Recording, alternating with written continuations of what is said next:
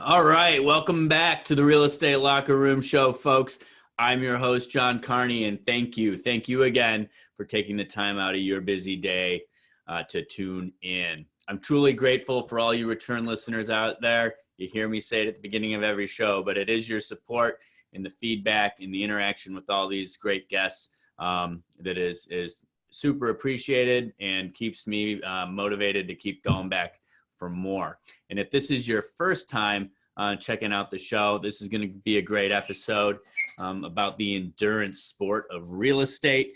And a great big welcome to you for stumbling across us wherever you listen to your podcast.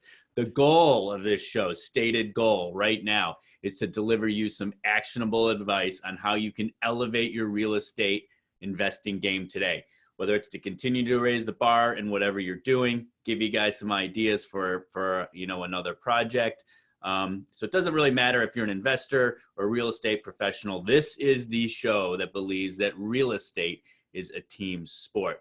So with that, I'd like to welcome, this is going to be episode number 105, and I can't wait to welcome our guest, Dave Holman. How you doing, Dave? Doing great, John. Thanks for having me on.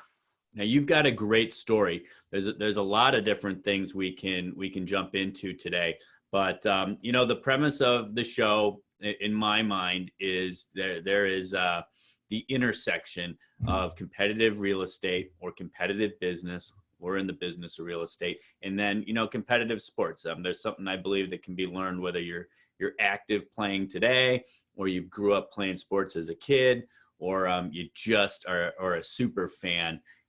That's how we stretch out and get the show going. Excellent. Thanks. Yeah, I have a couple different, athletic connections that have helped me a lot in real estate. One is endurance sports, mostly because I didn't make, the soccer team or the basketball team in junior high. I just went out for cross country, and I was the slowest runner. I probably, in the whole school. I think my first 2-mile race I did in well over half an hour. I was dead last. And I just recently, the other day, finished first in a virtual race. So, it allows you to progress over time, just like in real estate. Your first investment, like, you're planning to finish last, just bunt onto first base is the metaphor I like to use. Don't try to hit any home runs in your first, project because you'll strike out. And that will turn you off to real estate forever. You just want to get on base, just own something that doesn't lose money, see how it goes, and then rinse and repeat. So I started out, distance running in high school. I was really competitive. I loved it.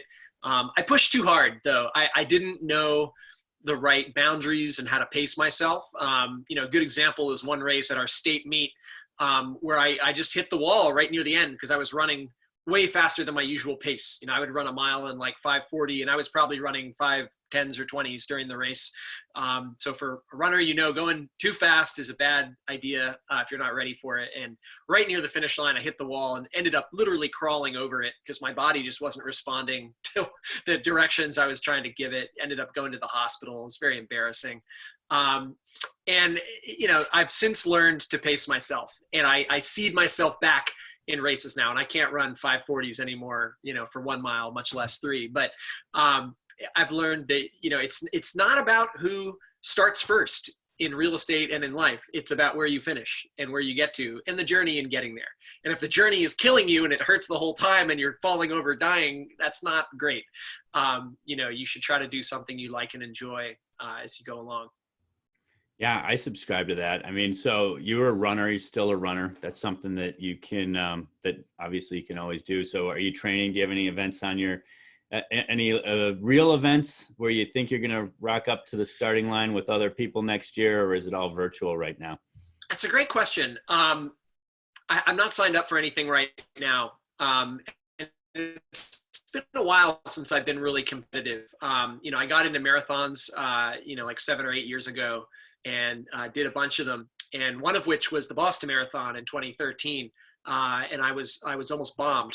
I was about 2 blocks away from the bombing. And the scene that happened there was incredible. The people of Boston just opened their doors, opened their hearts, and started giving to all the runners who were, fish in a bowl for anyone to come after us. We were all packed together, from where the police shut down the race. And it was an incredible amount of generosity that we all felt going forward. So, that doesn't exactly connect to real estate, but it was one of the, experiences in life that makes you realize you could die tomorrow. You could get hit by a car, you could get sick, a meteorite could come through the roof of your house, and you need to make the most of each day.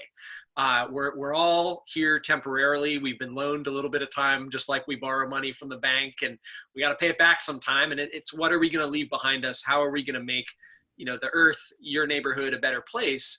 And real estate's a great way to do that. I always kind of scorned it. I associated it with like the greedy landlord stereotype. It's not always the, career that young kids say they want to be. My kids want to be doctors and astronauts, and I don't think real estate investor is on their radar yet. But when I learned that you can make the world a better place, you can make your community a better place, you can be generous to your tenants and actually profit from doing that and create win-win scenarios, it really turned me on. I was like, wow, I can be, a good person, a good landlord, and really right some wrongs that have existed over time. Every time we acquire a building, we're going in and fixing it. And we're fixing the physical problems, and we're fixing the mental problems of the prior management, perhaps, that may not have managed it in the right way with the right leases and all those sort of things. Yeah, there's a lot to learn, I suppose, in the whole real estate game. And I suppose one thing that personally I find an interest, whether you're buying a property to improve and rent out, or you're doing a creative deal with a tenant or someone who's selling, or whether you're in real estate development, whether you're infilling in a neighborhood or you're going out, to do a large development. And there is a big creative process. So, you really get to mix a lot of different parts of the brain into being in real estate in so many different ways to do it. So wait, before you've got I want to kind of wind the clock back a little bit. Sure. You had a great experience living down in South America and starting businesses in Bolivia. And that kind of, then I imagine you moved back to the United States and kept going as an entrepreneur and fell into real estate. So, I find that success leaves clues. I love that saying. It's not one of my own. It's borrowed, not quite who from, but, talk about that journey a little bit, because you're sitting in the position you are now based on choices you made, 10 years ago. Yeah. It all started on the Pine Ridge Reservation in South Dakota, where I visited my junior year of college for a week, met some really inspiring leaders, and realized that access to credit and capital was one of the biggest thing holding people in poverty, holding them back. There's no bank. There's not a single bank in a reservation, the size of like Connecticut or Rhode Island, at least. It's a huge place. And so I went and volunteered for an organization called the Lakota Fund to learn about indigenous finance. And that, turned me on. I was a Latin American studies major in college. So I thought, I'll go to the biggest indigenous country in South America and learn about their banking and if it involves, culture and how that works. So that was kind of my thesis. I was down there studying and met a young woman from Bolivia, and we kind of fell in love, hit it off. So when I graduated college, I was like, I got to go see where that relationship was going. Can't leave loose ends like that when you hit it off with someone. So I went back down and I was there for 4 years, the better part of it. I came back and visited family, and, we started a business exporting, alpaca wool to the US, and we started a chain of camping and bookstores down there in Bolivia, all just as how can we spend time together and make money and do something we enjoy? There was no real plan other than that. We just saw a big missing niche in the market. There was nowhere to buy camping equipment. There was nowhere to get books in different languages. We envisioned it as a tourist store. And one of the really beautiful things is that our store now sells to like 90% local people. And tourists still use it, but it's really become, popular among local people that are buying books in German and English. They're buying camping gear to go explore their own country. And I love South America. I love Bolivia. It is on one hand much freer than the US because no one pays attention to any of the laws if they even know what they are. And commerce is just done very directly. And I went to start a business, and I went to the alcaldía, the mayor's office, and said, okay, how do I get my certificate of a business? And they said, we'll go rent a space, start up, start operating, and then we'll come and inspect you once you're up. And I was like, up and running. I was like, really? I just go and do it? They're like, yeah, just go and start a business and we'll come like stamp it. I was like, cool. And it was that easy. So there were pros and cons. I mean, there's a lot of bureaucracy and red tape. If you actually start trying to follow every law to the T, it gets very Byzantine, and the immigration system, both there and in our country, is beyond broken. And it's kind of intentionally flawed because no one cares about it. So a lot of interesting experiences, but a wonderful country, wonderful people. And I started to realize, owning these stores and renting, our storefronts, that, this is kind of like taking my rent money out every month and burning it. Why don't I buy these buildings or these storefronts? Because then at least half or 2/3 of my rent is just me putting it in my piggy bank and paying down the principal of what I own. So that planted the seed. I guess I was smart or foolish enough not to buy in a country where I was the gringo and could easily be pushed around or messed with. So there are times when it's maybe wise to rent and not invest a ton of capital. But it definitely taught me that in a setting where the rule of law is followed and property rights are well established and you can sort of do the documentation you need to do, the economics of owning are just much better than the economics of renting for most cases. Yeah, I just had a guest recently say, something similar when he went into business for himself. He said, I have my house. I need a house for my business. And I never heard it put quite that way. And, it makes the ultimate sense depending on your business model and whether that makes sense. So it sounds like that question popped up in your mind, early on in the mix. So when you moved back to the States, was it, we're going to be the U.S. receiving end of our alpaca trade, or was it our wool trade, become wool baron, Yeah. or are we going into real estate? Yeah, I was still a wool baron at that moment, like you say. I had, gotten 3 stores, 10 employees. I had only taken 1 econ class in my life, and I had a spider web of Excel spreadsheets that I just kind of had developed intuitively of, sales, costs, things like that. But I had no idea what I was doing, or I thought I didn't. So I decided to go to business school. It was 2009. The economy was still in free fall, and I missed the academic, rigor in life. So I was like, all right, I'll go back to grad school. And, my fiance, then we soon got married, wife, we're just introducing ourselves to US. We had a clean slate. We didn't know what we were going to do. Right after business school, a friend of mine, my best friend from college, presented me with what I now know is called a private offering and a syndication. He had started working with 2 other developers from our college, Carleton College, and they had planned an 80-unit apartment building. They had kind of worked their way up to that. And I got this prospectus, that said, we're shooting for like a 18% IRR, an internal rate of return of, return on investment, essentially. And I was like, 18% a year, like that's crazy. I know, stock investing, if you can do 7 or 8%, you're doing well.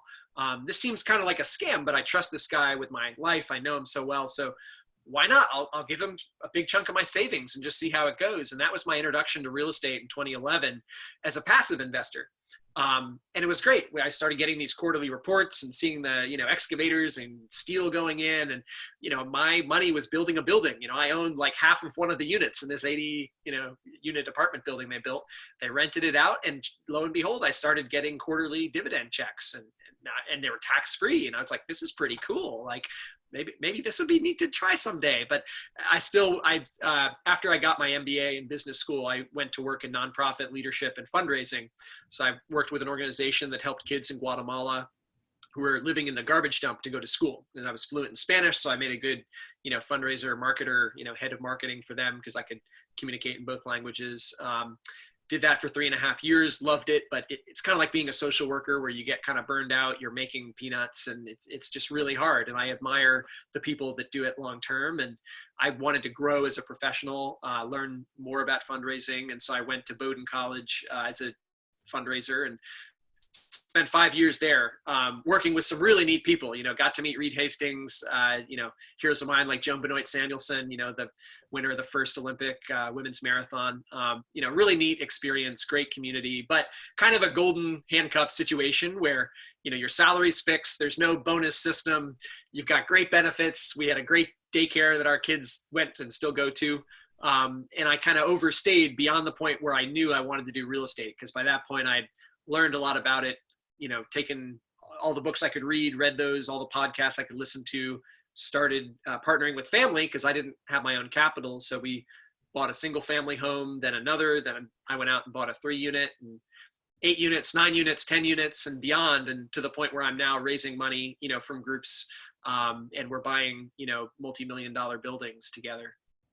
Well, that's a great story. And it kind of brings us, are we current? Because what I love hearing the story, because especially for new listeners and folks that stumble across this show, I mean, it sort of just happens when you start focusing on it. And that could be anything in life.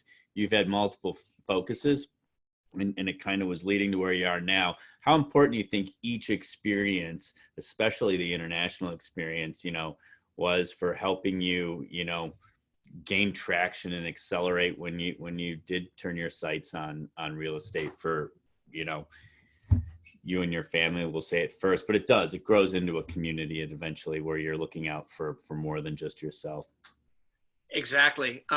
It was tremendously helpful to have that international experience and to know that there's kind of always a way. One of my 7th grade teachers taught me something that is completely true and I live by, that it's not what you know, it's who you know.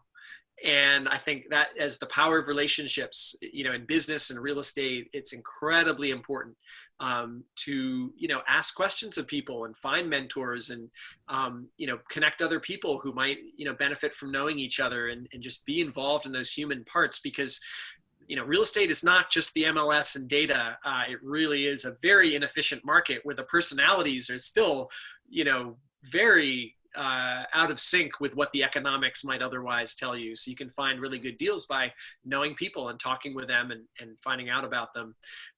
So I think, that was really important, kind of the distance endurance mentality of just not taking no for an answer, not giving up, even though you're in pain and struggling, you got to get to the end, that helped me at times when things were really challenging. And, there was one project in particular that I think would be a great lesson for listeners where I got out a little over my skis, where I found this great building in the downtown of the college town. This is when I still had a full-time day job and decided to do a syndication with it as my first syndication.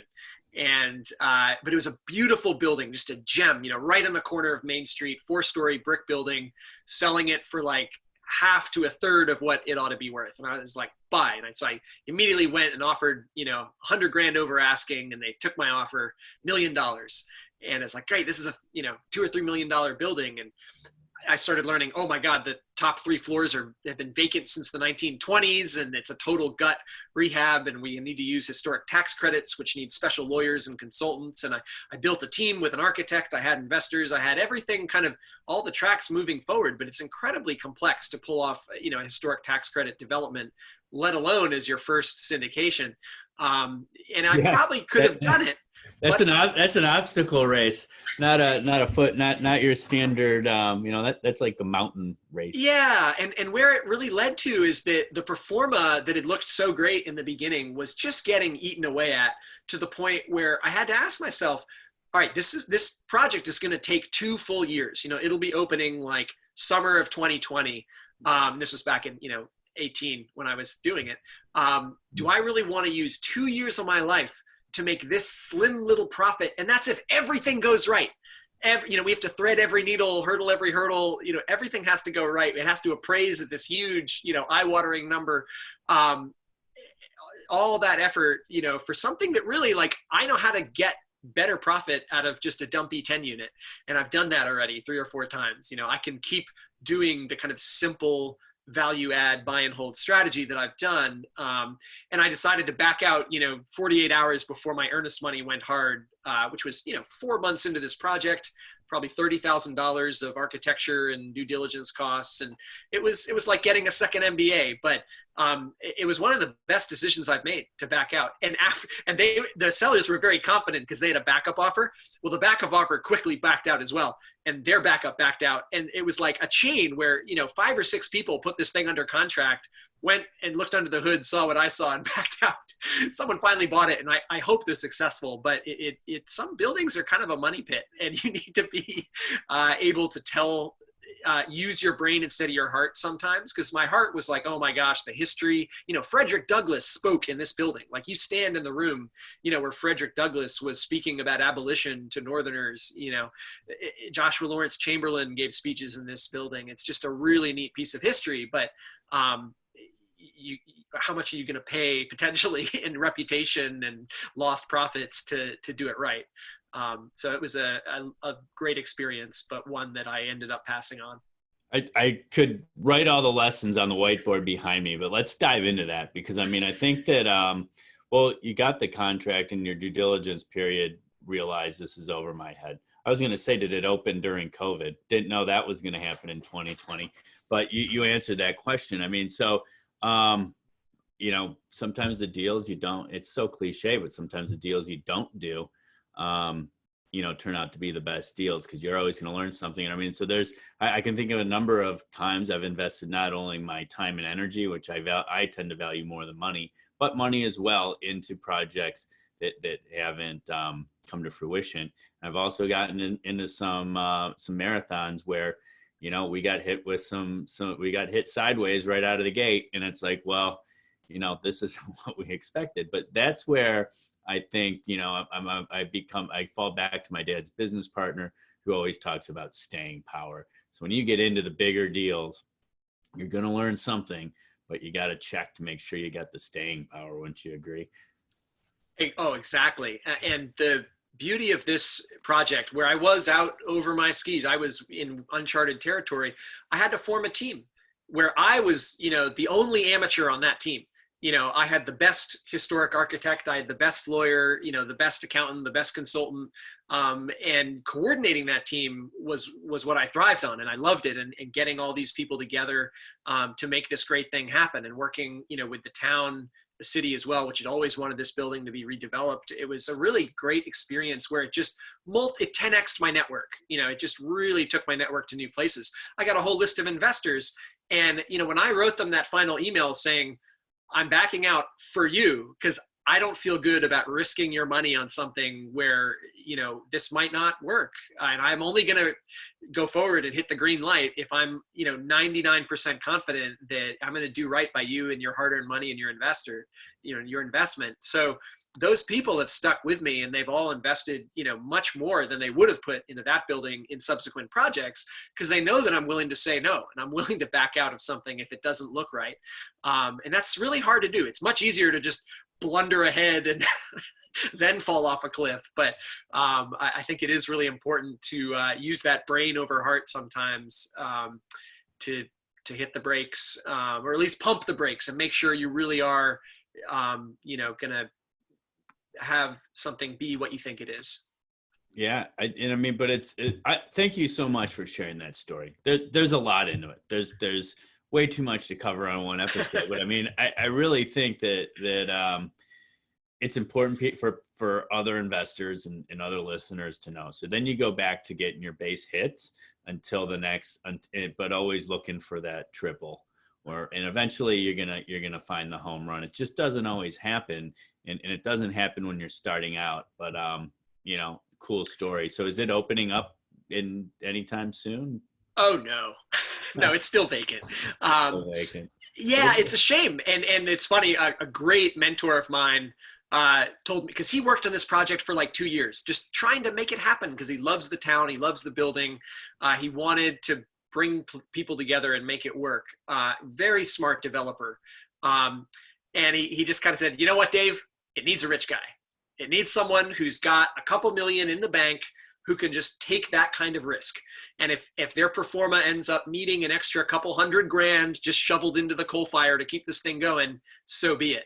That's kind of what a lot of historic development that's really complicated and doesn't have the economies of scale requires. If this had been a 50,000 square foot building, eureka, great. Like, we can make all of that work. The acquisition cost is low enough that you can really do well.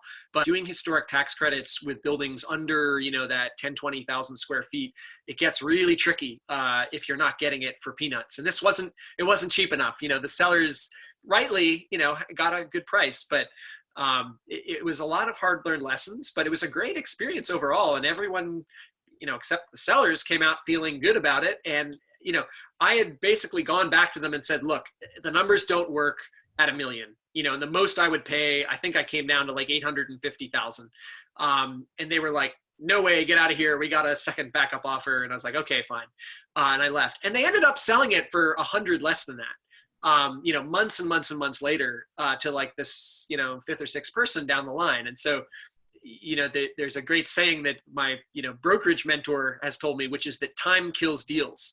And the longer you let something kind of linger on, or the more times it goes in and out of contract, it gets better for the buyer generally. Yeah, I subscribe to that.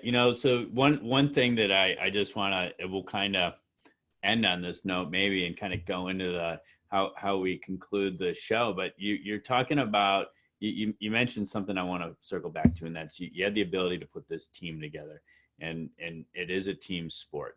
And you're talking about, you're not your employee team, but your outsourced team, the professionals you need to make a project like this work.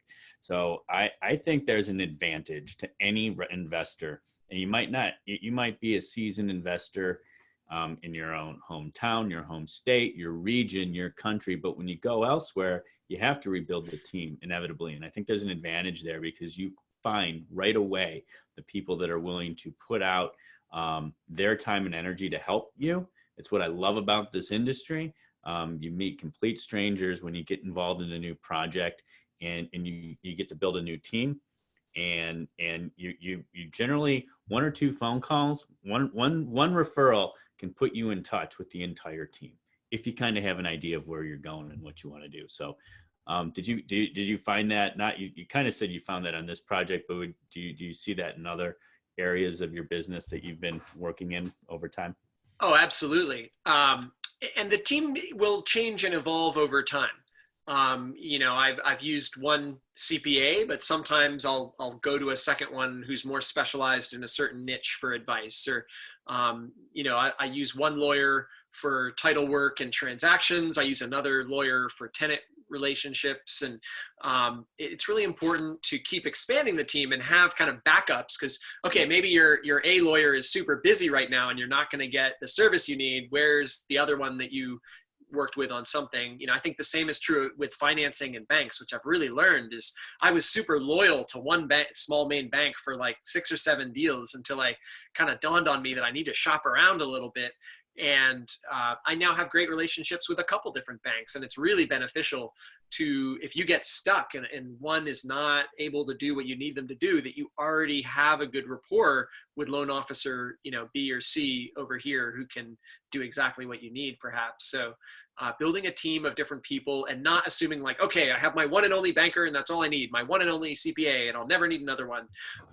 Rather than, coordinate people based on the project you're doing and the mission and goal, of that project. And they're not, for me at least, they're not all going to be the same. Some people, like if you're just a flipper and all you're doing is flipping, this kind of house in this neighborhood, yeah, your team probably should be pretty static. But if you're a little bit of an eclectic, dipper into different areas like myself, and you try new things, definitely gotta, keep expanding your horizons. An eclectic dipper. That might be, yeah, I like that. That's good. I love the way people come up with ways to describe what they're up to. What did I hear yesterday? An avalanche of revenue.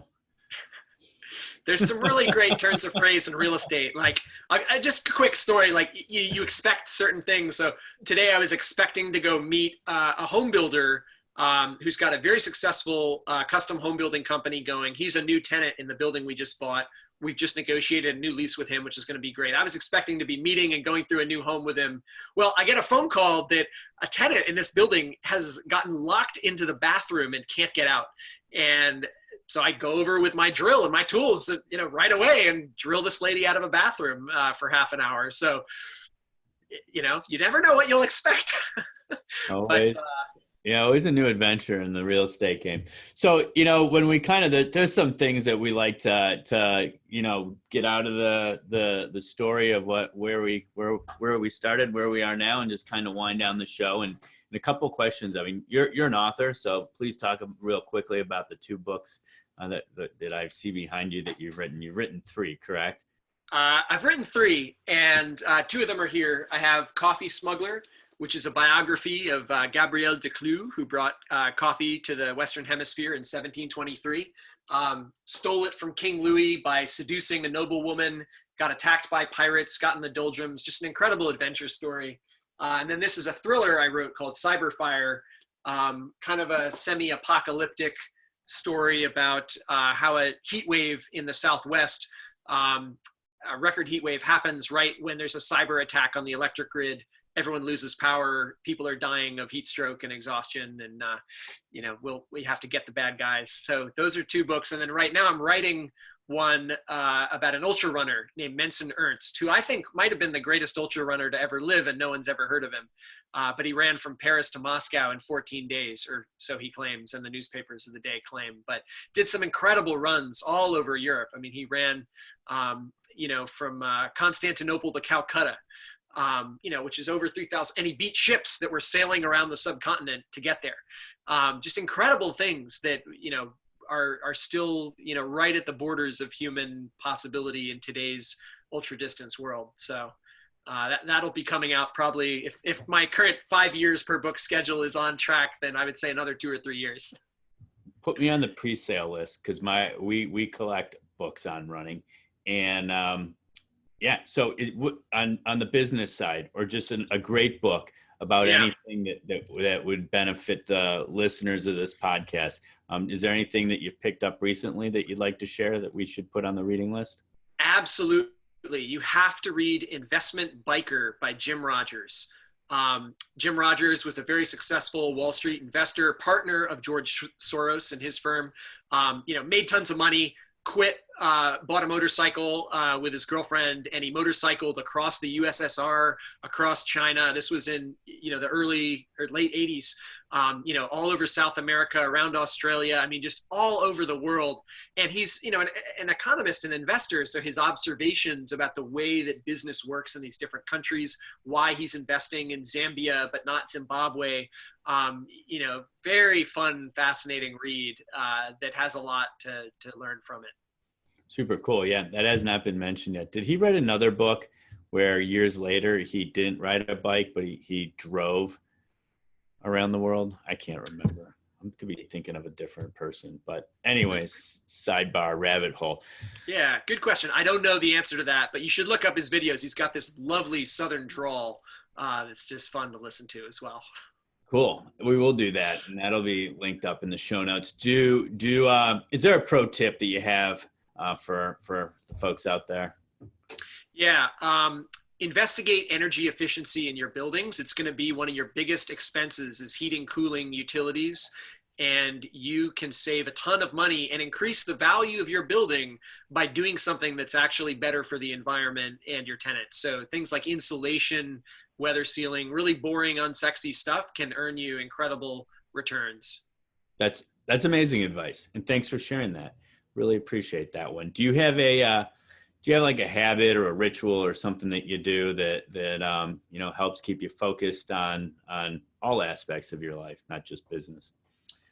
It's a good question. I spend time with my kids and try to shut off my phone when I do that. And I'm not always successful about it, but I think in this modern age, the work-life balance is like worse than ever before for most of us. And we're doing work emails, during dinner, times that you just shouldn't be looking at who's calling. And I'm getting better. So I would say the habit is not doing work when I could be doing work, because the most critical thing for successful business and investing is focus. Right now in this podcast, you have 100% of my focus. Everything's in airplane mode. A building could be on fire and I wouldn't know about it because they should call the fire department. But I think searching for focus and things that give you focus. For me, that's, running. That's another habit that helps me focus. And I listen to podcasts like yours while I run. So, things that help you be kind of single-minded, and catching yourself when you're multitasking. It's not productive. Yeah, I can't. I'm very open and honest with people. Thanks for sharing that, especially for all the parents out there listening, all the mothers and fathers and those that look after, and grandparents and siblings. It's kids are great, and friends and spouses, and you want to shut the phone off. It's a battle that we all are. We're all in that one too. Every one of us that carries around these crazy devices. Well, on that, thanks a lot for taking the time out of your schedule, Dave, to share your story and spend some time in the real estate locker room. Where can the audience find you? How can they find you? Where are you if they want to reach out and have a conversation? Yeah. Give me a call on my cell phone, 207-517-5700. I'm also at holmanhomes.com. So you can find me there and reach out to me, through email as well. Perfect. Well, there you have it, folks. Email, cell phone number from Mr. Dave Holman. And thank you for joining us. And I'm sure people picked up some actionable advice. There's definitely a ton of gold in this coffee, gold. There's a ton of good stuff in this episode. So make sure to check out the Real Estate Locker Room Show. We're on iTunes. We're on Spotify, iHeartRadio, Google Play, and in Stitcher. What we're doing now to celebrate the 100th episode, we're in episode 105, is I'm giving away 100 copies of this book, 10,000 Miles to the American Dream. It's a collaboration effort. All you have to do is leave us a review on your preferred podcasting platform, and then send me a screenshot to my email address, or DM me on Facebook or Instagram. The email's jc@johncarneyonline.com, and we'll ship an autographed copy off to you. So that's about checking out the show and sharing it with a friend, so that other like-minded people like yourself are able to find great content online and good shows to listen to when you're out doing those training runs. The post-game report show notes, links, and additional content related to my conversation with Dave will be up on my website. That's johncarneyonline.com/podcast EP105. And while you're there, if you choose, you can drop your email into the sign-up form, where I would say it's almost quarterly. I will reach out and send you something that I feel is going to be valuable for you to, some content that's valuable for you to digest. So remember to stay focused on your goals, have fun, stay in the game. And until next time, I'm your host, John Carney. Work hard, play hard, raise the bar. And if you want to get a hold of Dave Holman, now you know how. Thanks again. It was great, Dave. Thank you, John. It was a lot of fun.